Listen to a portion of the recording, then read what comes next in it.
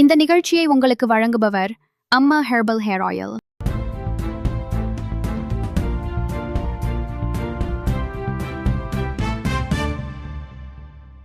தமிழக சட்டமன்ற தேர்தல் 2026 பற்றி மாவட்டம் வாய்ஸையில் இங்கு பார்க்கலாம்.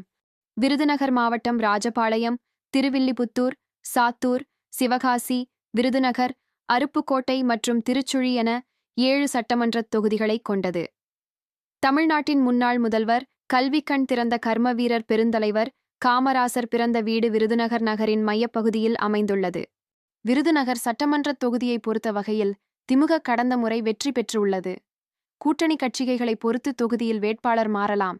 திமுகவும் வேட்பாளர் இந்த தொகுதியை கேட்கிறார். கூட்டணியில் தேமுதிக வந்துள்ளதால் அவர்களும் கேட்கலாம். பொதுவாக தொகுதியில் நாயக்கர் சமூக வாக்குகள் கணிசமாக உள்ளதால் வெற்றி வாய்ப்பு உள்ள தொகுதி.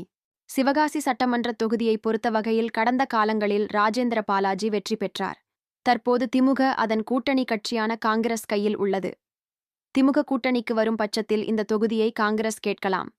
அதிமுகவை பொறுத்தவரை முன்னாள் அமைச்சர் ராஜேந்திர பாலாஜி தொகுதியை கேட்க வாய்ப்பு உள்ளது. விஜய் கட்சிக்கு இளைஞர் வாக்குகள் கணிசமாக உள்ளன.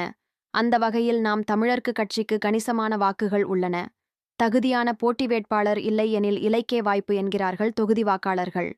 சாத்தூர் சட்டமன்ற தொகுதியை பொறுத்தவரை மதிமுக வெற்றி பெற்றது.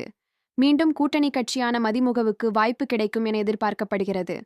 அதிமுக கூட்டணியை பொறுத்த வகையில் பாரதிய ஜனதா கட்சியின் மாநில தலைவர் நயினார் அவர்கள் இந்த தொகுதியை களாய்வு செய்துள்ளார்.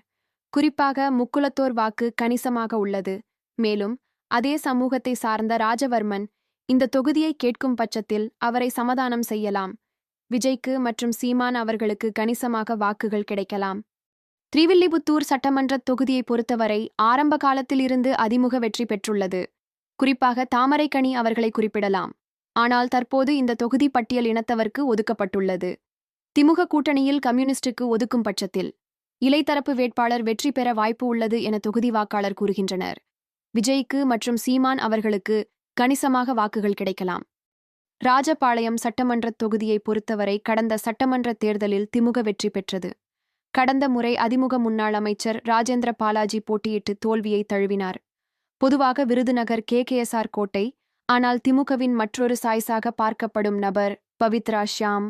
தொகுதியில் தெலுங்கு பேசும் வாக்காளர்கள், நாடார், தேவேந்திரகுலம், முக்குலத்தோர் வாக்கு வங்கிகள் முன்னணியில் இருக்க பவித்ரா ஷியாமின் ராஜேஷ் சமுதாயத்துக்கு 5ஆம் இடம்தான். நடிகை கௌதமிக்கு வாய்ப்பு இருப்பதாக தகவல். விஜய்க்கு மற்றும் சீமான் அவர்களுக்கு கணிசமாக வாக்குகள் கிடைக்கலாம். திருச்சுழி சட்டமன்ற தொகுதியை பொறுத்தவரை கடந்த சட்டமன்ற தேர்தலில் திமுக வெற்றி பெற்றது.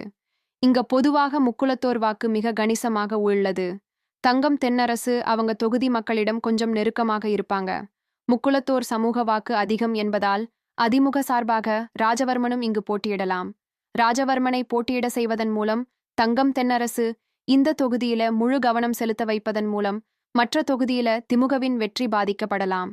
விஜய்க்கு மற்றும் சீமான் அவர்களுக்கு கணிசமாக வாக்குகள் கிடைக்கலாம்.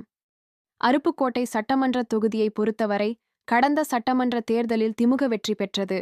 இங்க பொதுவாக சமுதாயத்தை தாண்டி வாக்கு போடக்கூடிய ஒரு வேட்பாளராக KKSR இங்க பார்க்க முடிகிறது. தொகுதியில் வேட்பாளர் போட்டியில் முந்துகிறார். அதிமுகவை பொறுத்த வகையில் வைகை செல்வன் இங்க போட்டியிடலாம். களநிலவரம் எப்படி வேண்டுமானாலும் மாறலாம். விஜய்க்கு கணிசமான வாக்குகளை பெறலாம். சீமான் அவர்களுக்கு கணிசமாக வாக்குகள் கிடைக்கலாம்.